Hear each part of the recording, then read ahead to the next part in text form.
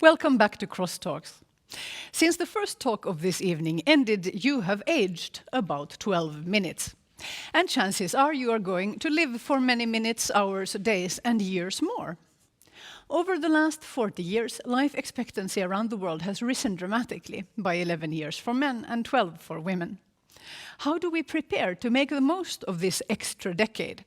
How do we care for the elderly in the best possible way? Is it a question of developing better technologies, or perhaps of getting smarter about our human nature?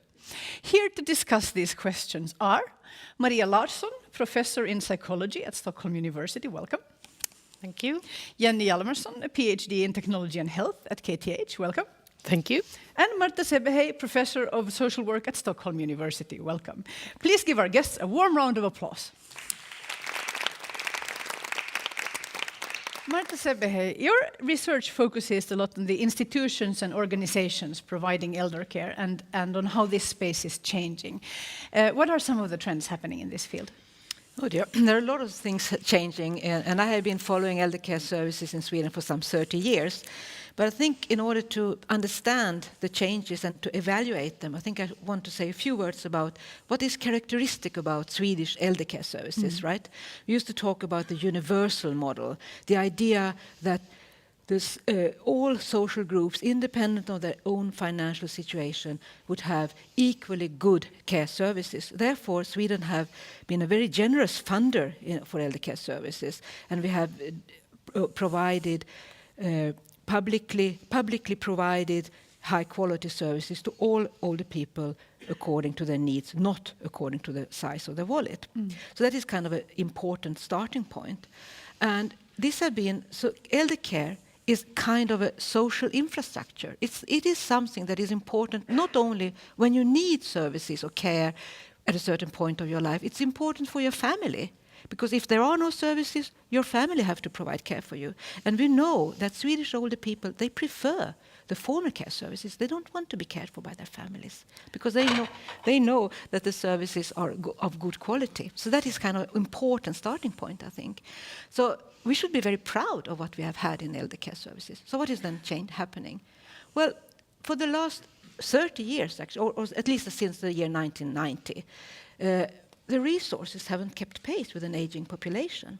So we are not spending as much as we did earlier in relation to the older population. That is a problem. So we have reduced the coverage of home care, and since the year 2000, we have reduced quite dramatically the number of beds in residential care. As a result, family care has increased, and also older people, but to lesser extent, buy private services at the market. So that is two of the changes that I would stress. Of course, the Swedish or the Nordic system is quite special in the world, but I think that the demographic changes are very similar all across Europe and the global north, indeed. And of course, the financial stresses on society in other places are, because of the world economy, have been similar. So is this trend, I mean, understanding that in other countries the baseline is different, is the trend similar internationally? No, I wouldn't say so. I mean, an aging population is similar, although Sweden has the advantage of already have quite large increase of aging population, and we also have higher birth rates than many other countries because we have good childcare services. Another aspect of this idea about care services being part of social infrastructure, important for the society as a whole. So we have a better situation than many other countries in terms of the aging population, and in many countries there is a reduction of residential care and an increase of home care. But Sweden is a bit different in that sense that we are cutting back on something that was more generous before than it is today. Many countries are actually still increasing their services for older people. That's interesting. Hjalmarsson, your most recent research focuses on how design improvements in our homes can make life better for the elderly who are still living at home. Could you give us some examples of improvements that could make a big difference in everyday life? Yeah, I think one of the most important thing is the knowledge among people who tend to move from a villa or house or a big apartment to a smaller apartment. It's to think about which areas is the most important for the future. For example, one of the areas I've been studying is the bathroom area. Many people falls in the bathroom. And I think we could make some easy solutions. Why don't we buy a chair as a gift, which could be put in the bathroom to our grandma or grandfather? Or why don't we provide things as a real estate company in the bathroom with towel hangers, which you can hold on to and you have support if it's necessary? I think we need to integrate more equipment in the bathroom or in the apartment overall. In the hallway, for example, people tend to fall. They come in with their grocery bags or they have their coats on and they are warm and they need to take it off, and they could easily fall and they could lose their balance and the blood pressure will change after they've been walking in the stairs or something.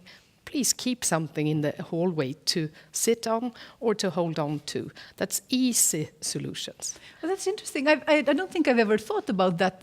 I mean, of course, there's this understanding that people, as they age, they tend to move to smaller living situations, either because one becomes a widow or something like that, or because just the family isn't as big anymore. But that at that point, because of course this move often happens earlier, when you're not thinking of yourself as a particularly old person, that's when you should start planning for the age that's to come. Yeah, yeah, and I think you should start early. And I think we as researchers we are important to let people know what they need to think about. And I think it's difficult to see yourself and to put yourself into a situation when there is a risk of you to falling. Or in 10 years, maybe you need a four-wheel walker in your apartment. And which areas is of importance then? Is the bedroom big enough? We tend to put so much effort into our kitchen areas. They should be modern and well-designed. And of course, they are important.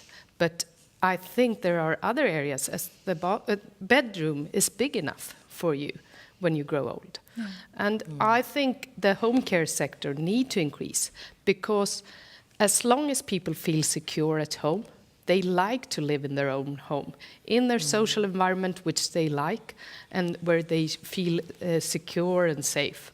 And I think then we need to make the apartments possible for people to live in as long as possible. Yeah. That's great. Maria Larsson, as a psychologist, your focus is on our cognitive abilities and our perception of the world. So how does growing old affect us in these areas? Well, growing old affects us in many ways, both biologically and psychologically. But if we concentrate on our cognitive functions, we know that cognition is a complex concept, and it involves various functions ranging from language to visuospatial abilities, memory, and intelligence. But if we take a closer look into what really happens in the normal aging process, we see that there are two domains that are particularly affected by older age. And these domains are attention and also memory. And then again, the complexity of cognition. When we talk about memory, memory is not a unitary concept. Memory is composed of different systems that support us in different ways. So here you will find implicit memory systems combined with more conscious memory systems. And our brain has evolved evolutionary in a way that we have memory systems that are old, that we also share with other mammals and other animals. But we also have higher order, very complex systems which are also developed late in the evolution. And one such system is episodic memory, or you could say event memory. And memory for events concerns our own personal memories that we can date in space and time. So for example, if I would ask you about the headlines that were on the news broadcast 2 nights ago, or if I would ask you where you spent your Christmas Day 1998 at 4 o'clock, where were you in the afternoon and with whom? That would be 2 examples of this episodic memory event memory thing. It also involves a prospective thing, so it also involves planning, that you need to remember to do a certain thing. For example, you have a dentist appointment tomorrow. So these would be systems that are affected by aging? Yes, so episodic memory is very much affected by the aging process, but new data indicate that earlier we said that it was, you could detect changes already at the age of 30, but now we know that it's later on coming, approximately from the age of 60, we can see this. So we know when we get older, it all happens to us. We will also experience, most of us, problems with episodic memory. So we know that, but at the same time, we also know that the variation between older people is very large, is actually huge. So you will have people who are 75 years of age who actually perform at the same level as a young person, a 25-year-old or a 30-year-old. And also a lot of older people who actually still perform at the same level as younger people. So one interesting area, of course, is to try to understand why some of us are able to keep and to maintain such a high-level functioning across our lives. And this is a group that we typically denote successfully aged people. Yeah. And that's all very sad, successfully. That means that we can fail at aging, which yes, I do find worrying. Yes. No, but what we know about that group is that, of course, genetic information is important, but also that we have a range of lifestyle factors that also affect the way that we will age. So that means also that we have a room for improvement. We have all of us have the ability to really influence our aging process. Well, before we get old, so to speak. And then there is what we can do when we're already there as well. Jenny, you've earlier worked as a project manager building an elder care facility in Stockholm. I wonder, are there things that you took with you into the academic work from this practical experience?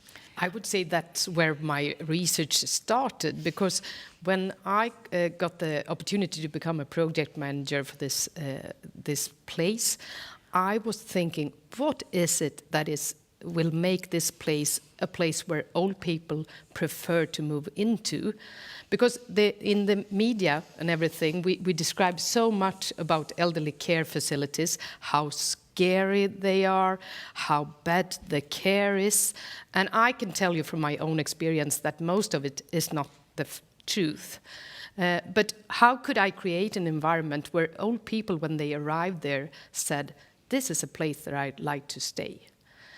Well, I think one of the important areas is the caring staff, the persons who's supposed to work there. They need to enjoy their work. They need to think they make changes daily, and they need to be working in a facility where they could do the best, give the best of care. And I think we tend to forget them when we're planning for old elderly care facilities. We put so much effort in the right colors, in the right surfaces, in the right furnitures, and we forget the staff. It's always them we compromise with. And I think when I worked with this place, I had the opportunity to work with both areas, to create an environment where old people would prefer to live, with colors and furnitures and everything, but also create good environment for the staff to work in. From cleaning equipment, actually, because they have to clean, but it should be easy. And I've been working in the hotel business for a couple of years, and I have brought with me the cleaning systems there, because it should be easy to clean the rooms, and it should be also a little bit funny to do it.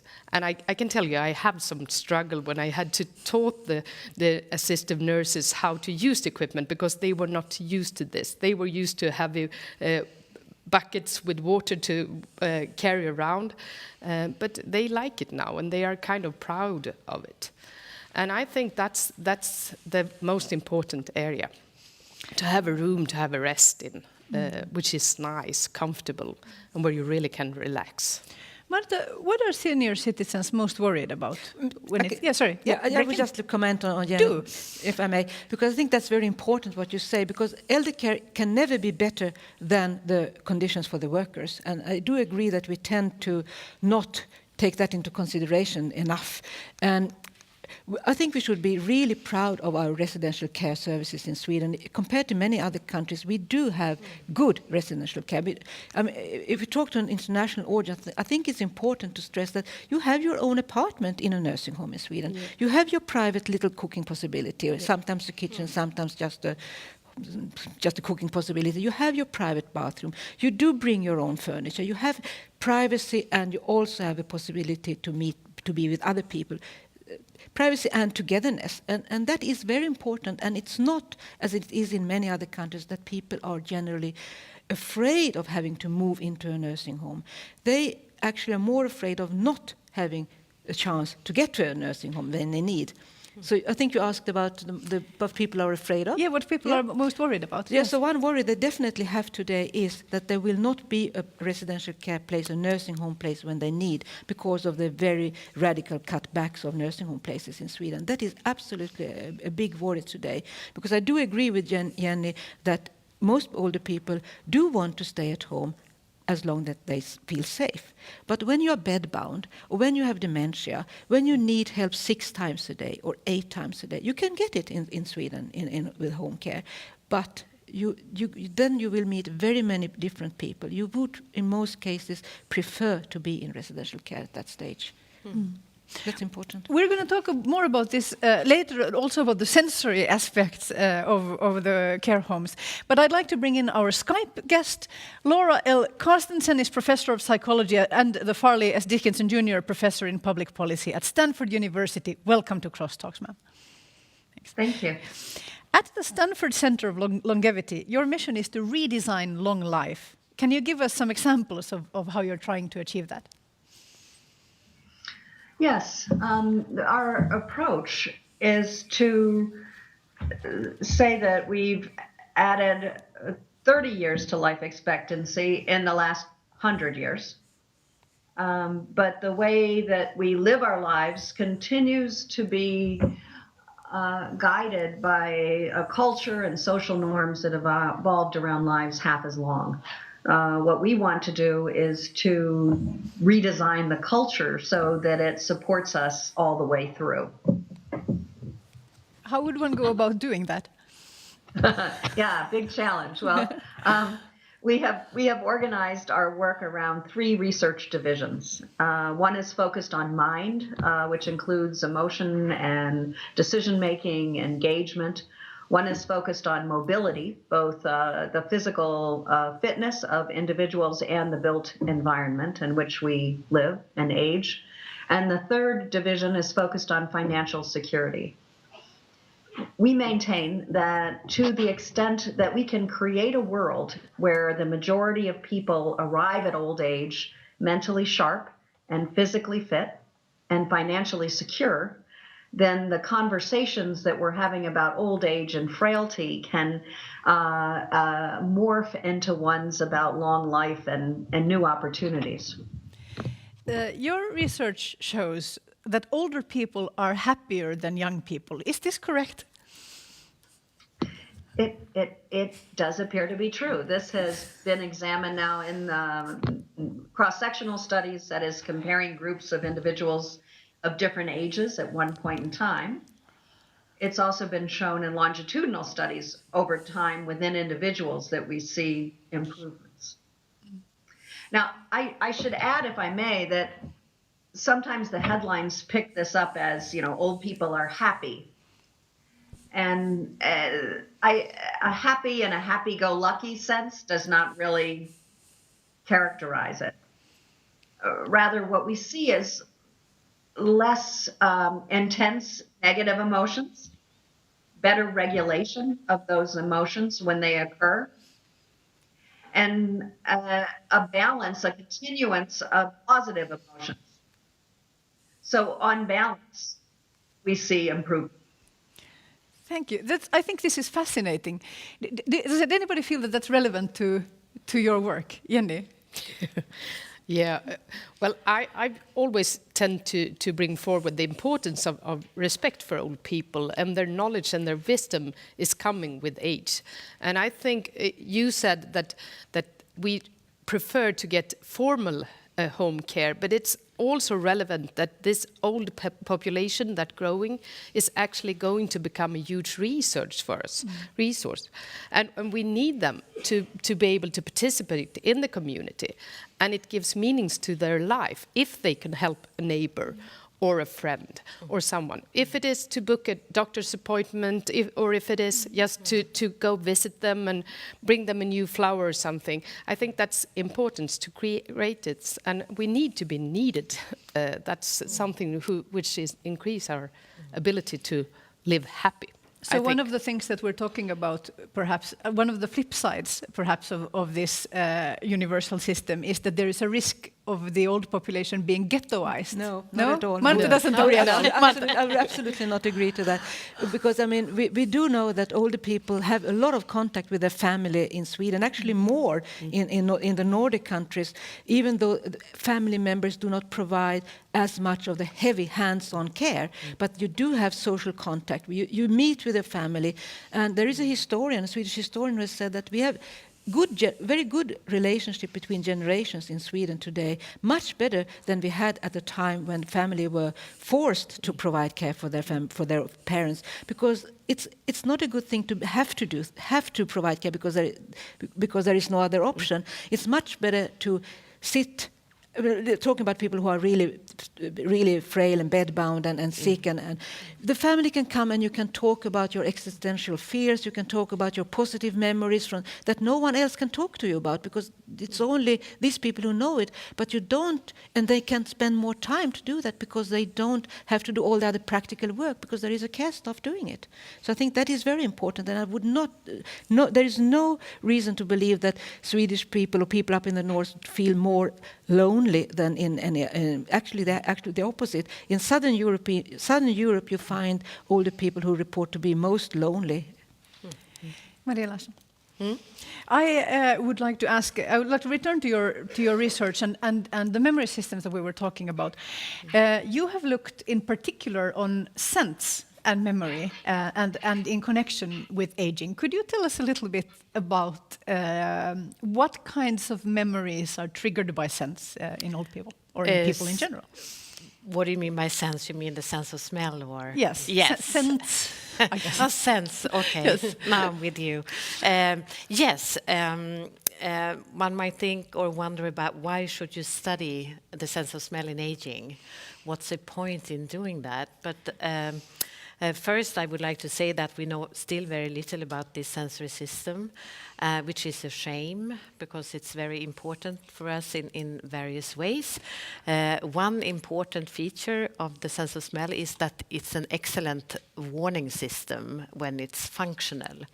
So, for example, if you eat something that is spoiled, you immediately have a sensation of that this is not good. And so it's a very good warning system for us when it comes to not eating stuff that could make you sick.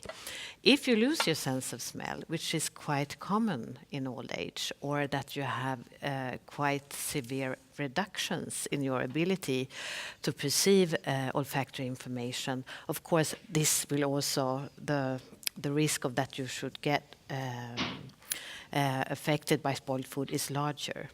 But this is not the only thing. The sense of smell is also very important for appetite and for food regulation. So when we eat and when we like a particular food item that we eat, most of us might think that this is related to our taste system, to the receptors that we have on the tongue.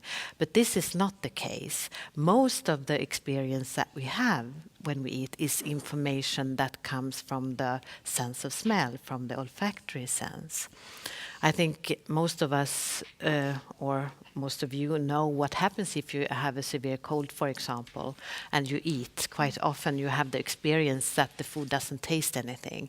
This is exactly the experience that older people have when they eat. So one important perspective in in the research on aging and the sense of smell concerns how to learn more about how this sense change with increasing age, but also how we can manipulate food and study food behavior in old age. Because given that we know that you have reductions in the sense of smell, we also have the possibilities to add extra food enhancers in the food that also could stimulate the appetite, so that the old people can really perceive the food that they are eating. So it's quite common for old people, and by old, actually not very old at all. It's maybe from your 60s already. No, your sense of from the age of 75 approximately, I would say. But then we also have a tricky thing that we also know that if you are in a preclinical phase of a dementia disorder,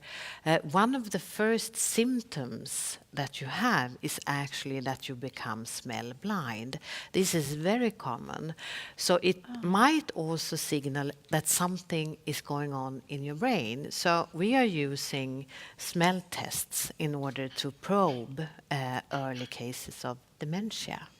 This is fascinating, and I think this would be an example of some. This isn't not particularly well known, I think, in the general population. You all know this, though it's obvious, but I'd never heard of this until today. No. And that this would be a kind, one of the ways also in which we would need a cultural change to think about aging differently. Yeah. Being 60 years old and losing your sense of smell is something that we should be alarmed about, perhaps. Yeah, the thing is, when I met Maria here for a couple of weeks ago, and we started to talk in this area, it's got me really interested. And I have read a lot about how to build homes for elderly. It's about everything, but not much about the smell. But we talk so much about getting people to eat more. We talk about the colors on the plates.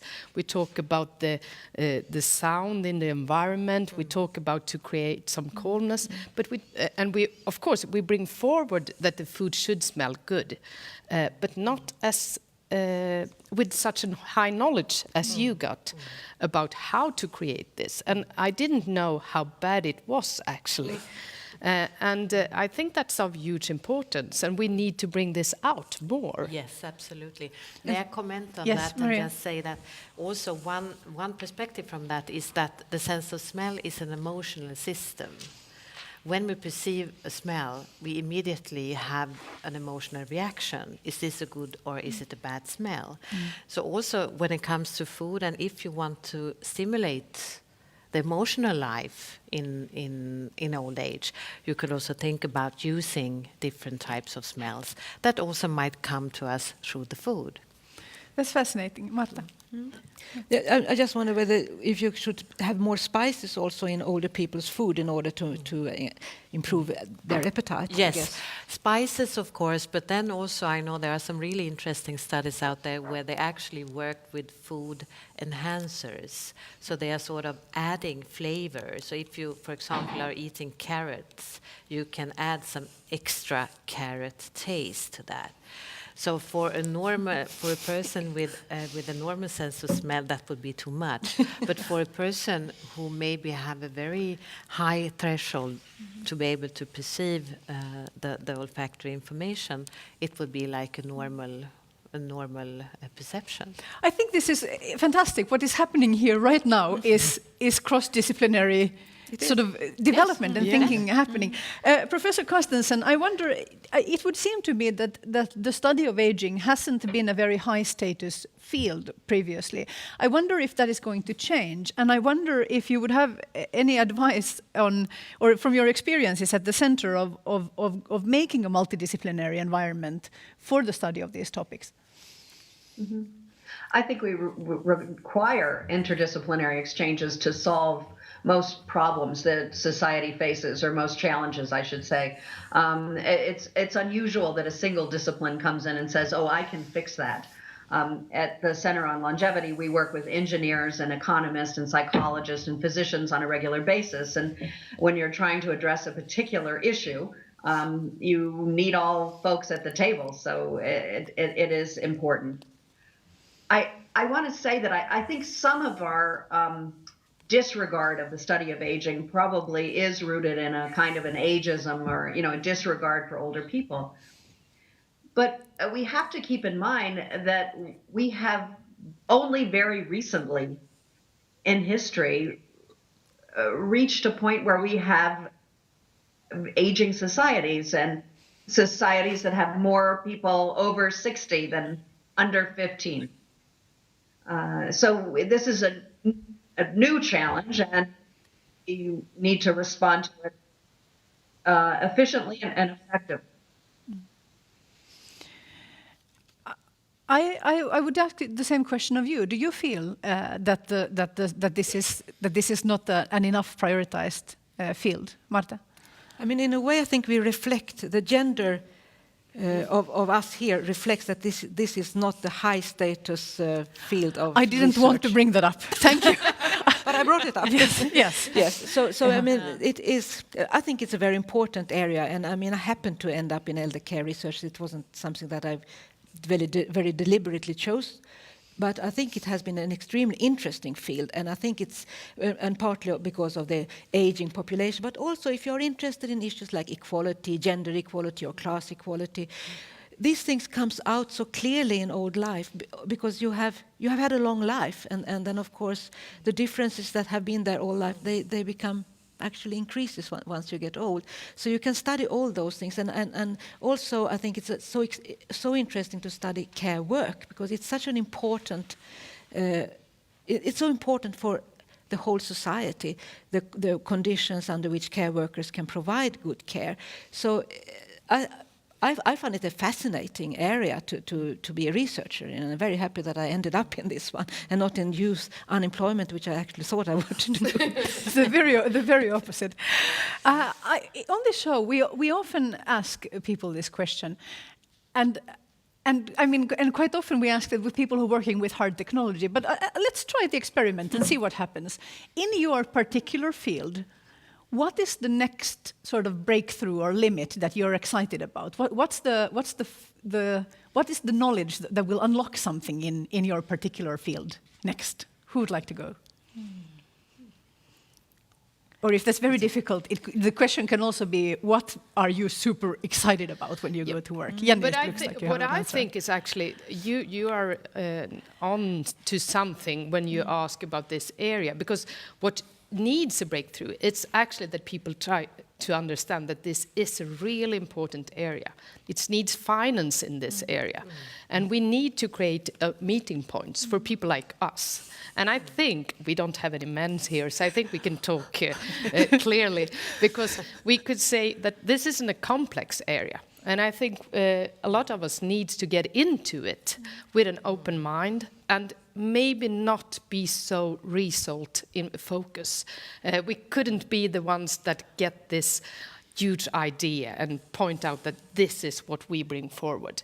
It's a complex area. There are needs of people like Marta, there are needs of people like Maria, and hopefully people like me too, and we have more of us. And we need to work together, because this is a huge area, and old people are going to be everywhere. Yeah. And we need to go forward. So I think finance and get us to be noticed more. That's what's most important. What about Maria? What's your excitement? Well, first I would like to say that Sweden is really at the forefront when it comes to aging research. We have 2 fantastic big longitudinal prospective studies going on, one in Umeå and one here in Stockholm, when we actually follow people and meet up with them every 5th year. So you follow the same person, so you can really track the change over time.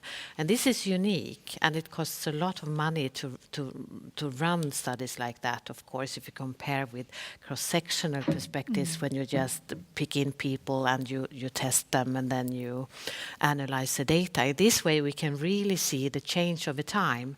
And Sweden, I would say, is really one of the world leader in this respect.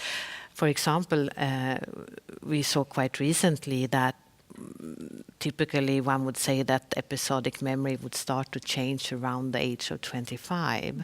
But from this longitudinal analysis, we can see that, well, about the age of 60, and that's a huge difference. It's a huge difference. Because you need to have the control of the person. You need to know what happened to that person before he or she turned 60 or 70 or 80. And this is not possible if you just pick a guy from the street.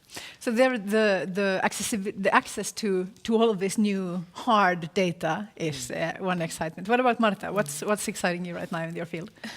I'm excited about very many things. So both the situation for care workers, for older people, for the family members.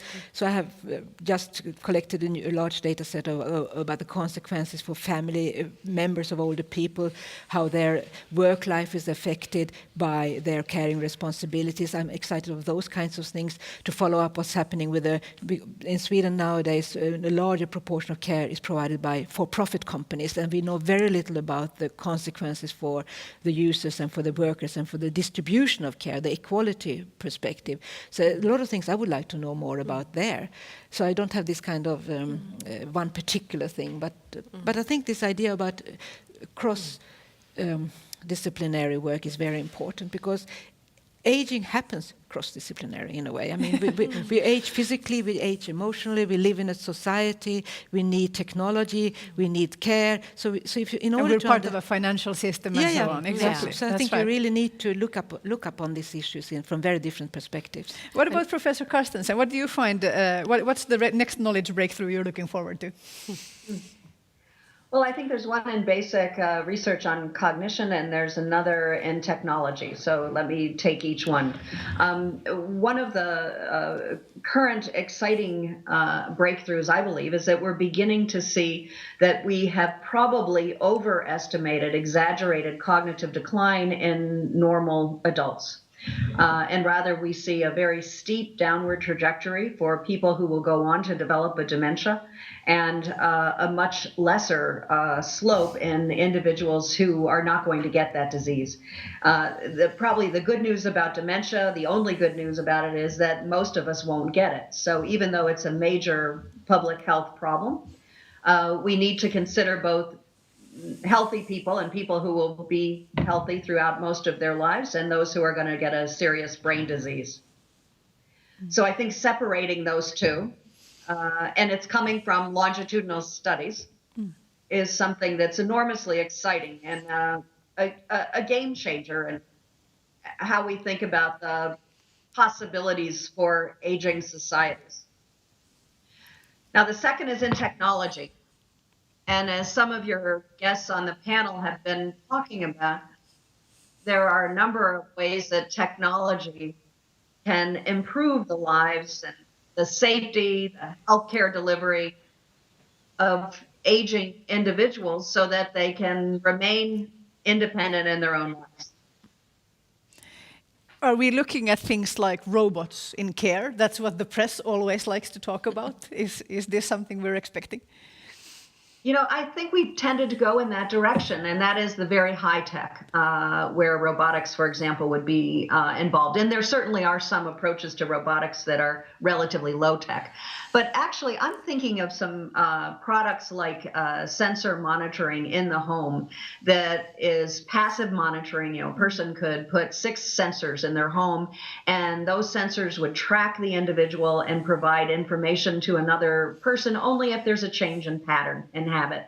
There's a company in California called Lively that has an inexpensive system and a very low monthly monitoring cost that really can let family members know that their loved one is okay. And in doing so, it allows family conversations and family time together to focus on their lives and loves and aims and goals, as opposed to conversations about whether you ate enough for breakfast. That's wonderful. That's great. What about you guys? Do you have any sort of specific technological things that you're on the horizon that you're looking forward to? Yeah, but I think Professor Carsten is onto something, and I'm not. It's really easy to get people's attention to robotics, but I think that you're onto something. It's the small, easy solutions, and we were talking about what people are afraid of, and one area which old people tend to be afraid of is falling. And I don't think it's necessary that they are afraid of falling. They are afraid of not being able to raise up again after they have fallen. They hear stories in the newspaper of old people laying on the floor for days before someone finds them. And such easy solutions with sensor systems in the apartment. And I think we need to do more research to know where to put them in specific, because we will like to talk about the integrity among old people. They don't like to be noticed everywhere. But where to place those sensors and to make sure they are working all the time, because that's, of course, something which is necessary. We need to know they are safe when we put them in people's homes. And I think that's the future. And if we can use it to increase the dialogue, because we could use this like Skype contacts with the old people, when I can see my grandmother when I talk to her, not only use my phone. And if we can integrate this in the system, we can increase our social interaction. And I think that will gain something in the future. Not necessarily to those who are over 90 years old today, but in the future. But the sensors, I think, is here quite soon. And soon would be within 5 years, 10 years, maybe? Yeah, but it's about to create security in the system, to make sure it's secure, and we also need to think about the finance of it. Because in Sweden, we have this history which we'd like to provide the best of care for everyone, and we need to find solution which is not too expensive, and to create the possibility for everyone. And it's not like I could answer to my grandmother's system. She lives 30 miles away from me, and it's far from me to go. So I need to have a formal home care service who can answer this if she falls, and some expertise. That's something I would like to have behind this. And guarantees in response time as well. Yeah, I think that. Yeah. I mean, I think a lot of things can be better with technology, but we should be a little bit cautious not to hope too much that that will be a cost-saving thing. Because, I mean, in the end, we need, as you say, the warm hands of a person who comes to your grandmother and help her with certain things. Of course, if you can Skype to your grandma and she would find an easy way to turn it on, and you don't have to be a doctor in technology to turn on the computer to get Skype working, and you can talk to her, she can see you, and you can smile together. That's a good use of technology. But if you would hope that technology would be a cost saver and help people with their daily life, I don't think that is the case. But I think we can afford it, because it's not that elder care is that expensive. Healthcare is pretty expensive. Elder care is not. So even if we increase the resources in Sweden, we would be able to afford it. I'd like to let the audience in here if anybody has a question. Yes, Mina. Go right ahead. You're always the fastest. Do go. Yes. Wait. There we are.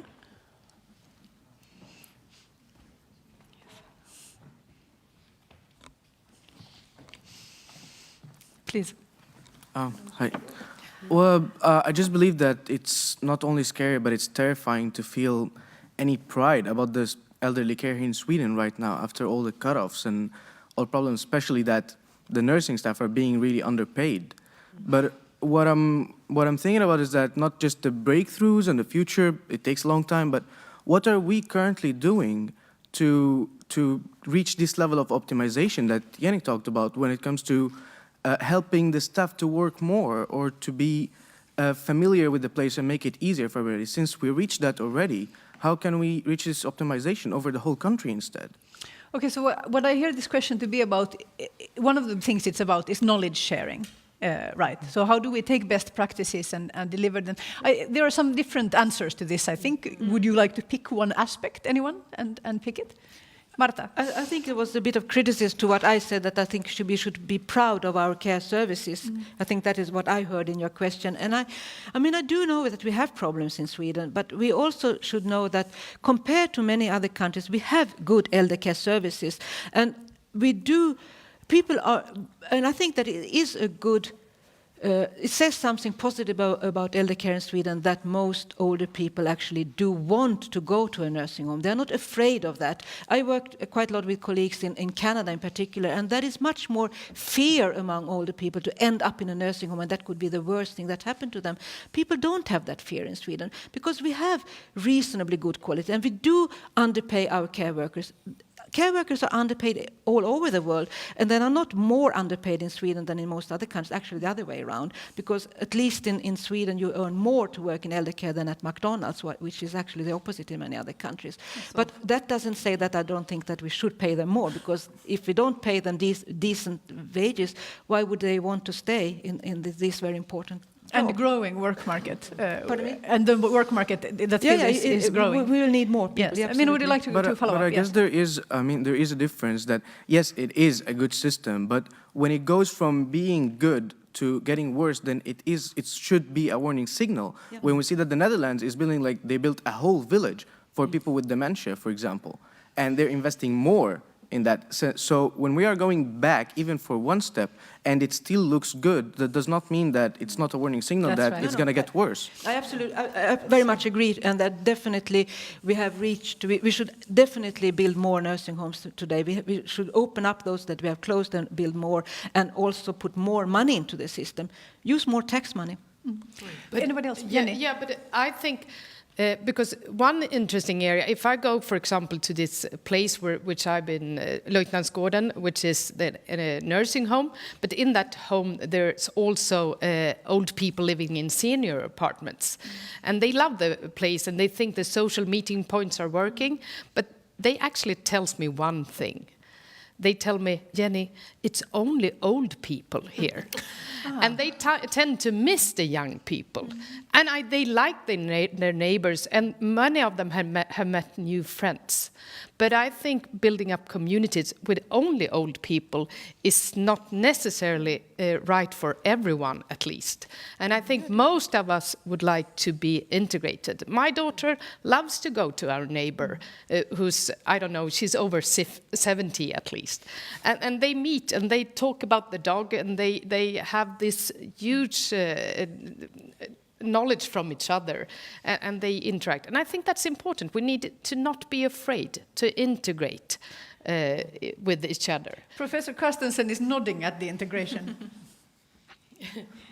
Well, I think age segregation is one of the most pernicious aspects of our lives today. We separate the young ones and put them in schools, and the middle-aged work, and the old, we say it's finally time for leisure, and let's build, communities and villages where we can take them and drop them off. And we need to remember that there are times in lives where people really need care. And again, your panelists are addressing this.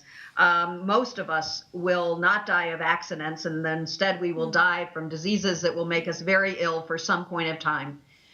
But when we talk about old age, we're generally talking about 65 and older. And for most people, through most of those years, they're going to live healthy lives. We want and we need, and we will all benefit from the engagement of older people, middle-aged people, younger people in communities and lives. We have only a few minutes left, so the question is whether any of you has some additional answer to this. One thing that we could say, this is the most important, or this should happen, or if only this could. What is the thought we should send out into the world? Maria, do you have something? More money. More money. To elder care or to research? Research. And to both. And to elder care. To both, I would say. Yeah, but I also think, because one of the areas which I focus on is the care stuff, the nursing stuff. And I've been to several conferences. I stopped to go to them, where we talk about elderly care, how to build a perfect nursing home in Sweden.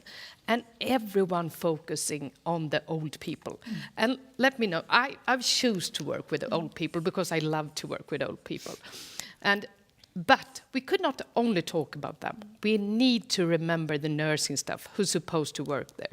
And I would like in this conference more people to work about the work environment, how to create relaxation for them. They need to have lunch break. They give so much of themselves every day. And most people choose to work in this area because they care.